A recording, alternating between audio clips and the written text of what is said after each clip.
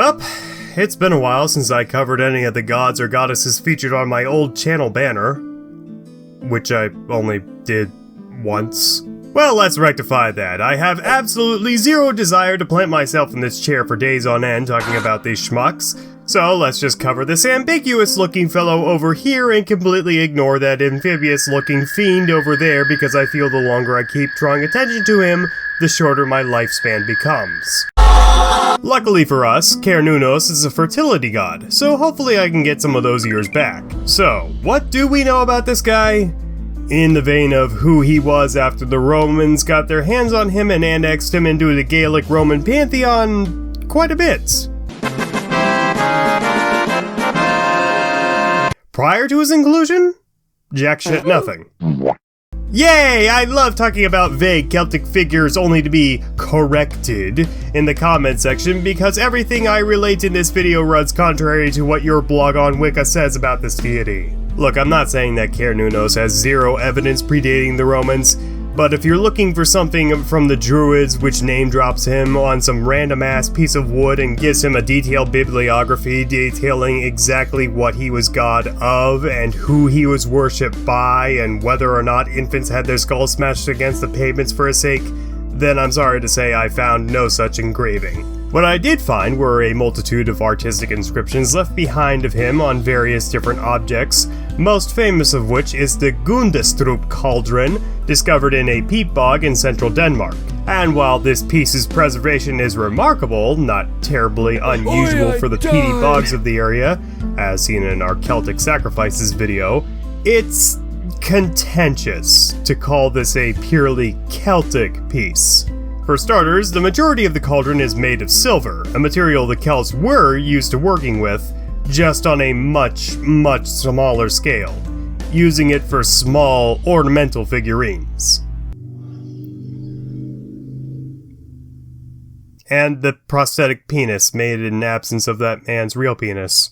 Hence it has been suggested that the cauldron was a commission from some Gallic tribe, possibly the Scordiscus, to the Thracian silversmiths at the time, as they would be much more skilled in the art of smithing such a project into being, with a few of their own creative liberties being integrated into the art.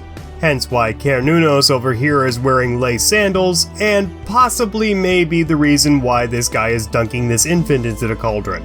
Since then, the cauldron has been passed through many hands and has multiple separate materials added to it, which detract from what, if any, message was meant to be conveyed by the Celts. That, and the fact that there are still some missing pieces floating around in the bog down there somewhere. So while it's imperfect, we've got a good baseline to go off of where we can clearly see some humanoid figure, minus the antlers, obviously, playing with a bunch of animals in a heavily forested area. Except for that snake, I'm pretty sure he's choking that snake out. Cernunnos also features prominently on the Nodi Parisiasi, or Sailors of Parisiasi, commonly referred to as the Boatman's Pillar, a Roman construction meant to honor a Gallic tribe which was prominently concentrated around the modern city of Paris. Hence the name. This pillar is a great example of Roman fanfiction, as several of the Celtic deities denoted on it are those that we know to have found small cult-centric success in Rome mingling with gods of Greek origin just under their Roman names. Provided within the Latin inscription of this pillar is the earliest and only direct mention of the horned god Cernunnos, and it is the reason why he is called by this name today. Cernunnos is thought to derive his name from the Gaelic word for horns, Cernon, meaning despite his only mention coming from a Roman source, you can rest assured that his name is, or is closely related to, the name by which whatever Gaelic tribe the Romans heard him called. Some Celtics may try to pronounce it as Cernunnos. However, that's heavily reliant on the reconstruction of the Aryan language and may only exist to be counterintuitive to the mainstream pronunciation. You bunch of hipsters. That is, assuming that the C in his name is even the correct character, as the boatman's pillar inscription of Cernunnos is faded at the first letter, meaning that we can only assume this to be his name, given the etymological evidence previously cited.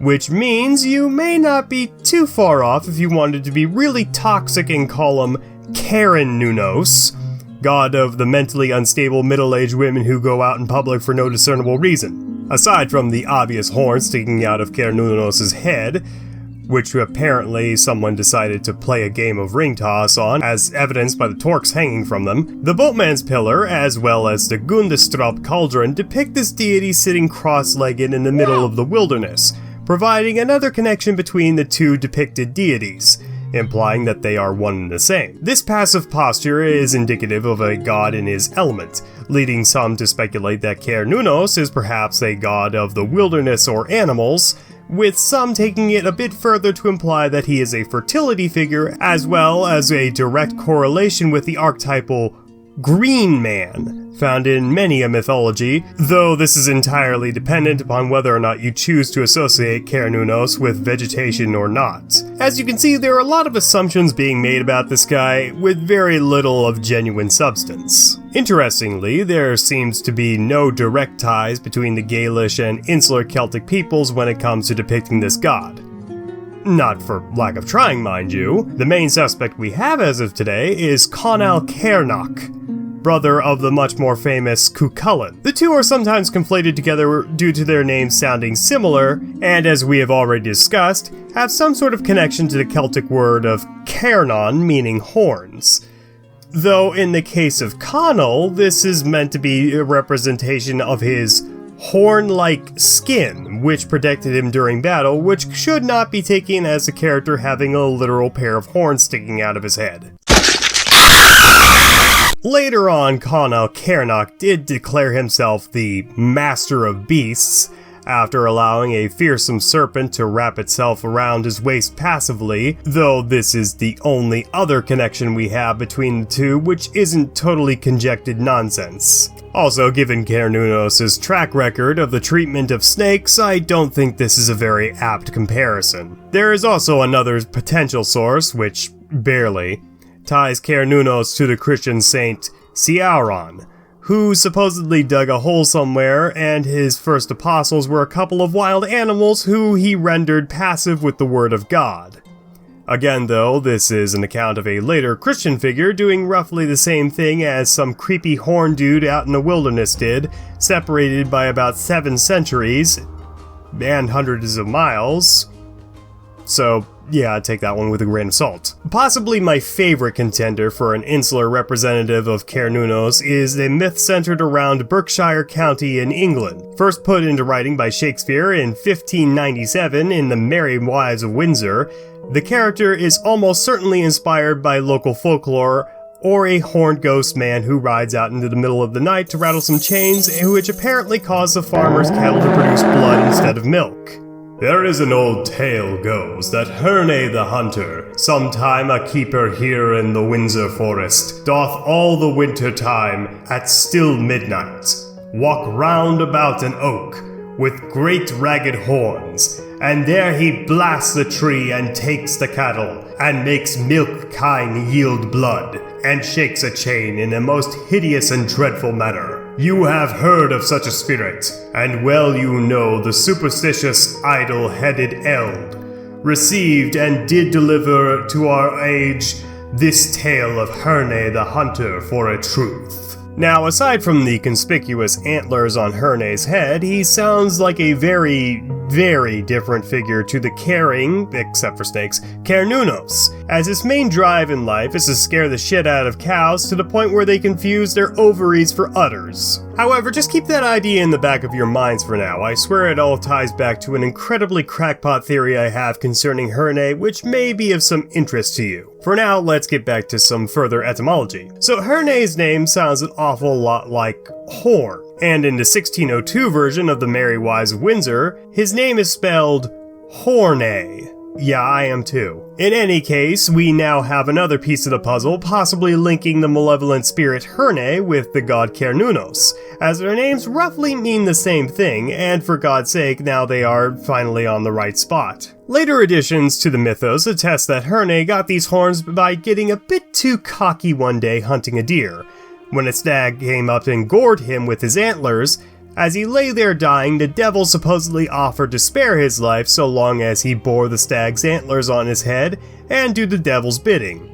Hence how Herne ended up shaking some chains and spilling some blood milk. Although some later accounts say that Herne was actually still a living, breathing human after the encounter, though the devil also took his hunting prowess, so he got the big sad and hung himself on an oak tree. Again, and we're possibly looking too much into this one here, but this draws yet another parallel between Herne and Odin concerning the whole hanging out by the oak tree business, but I thought I would mention it since one of you troglodytes would probably mouth breathe about it in my comment section.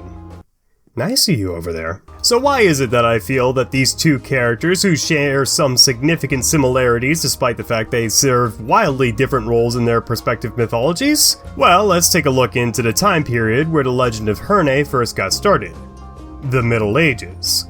A time rife with religious intolerance and blatant disregard for the iconography of others, leading to the burning of temples, artifacts, and most notably, people. Perhaps the only way in which Cernunnos' legacy could live on is as a malevolent servant of the devil rather than a protective spirit of the wilderness who likes to give snakes neck hugs. It's not something we haven't seen before in religious literature.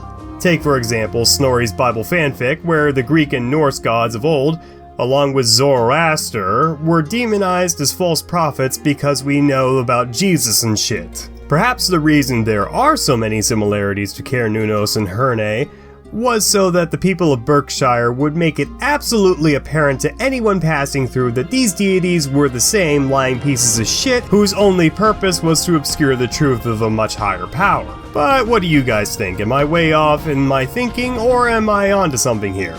Leave your take in the comments below, and if they don't sound too pretentious or long-winded, I might actually read them.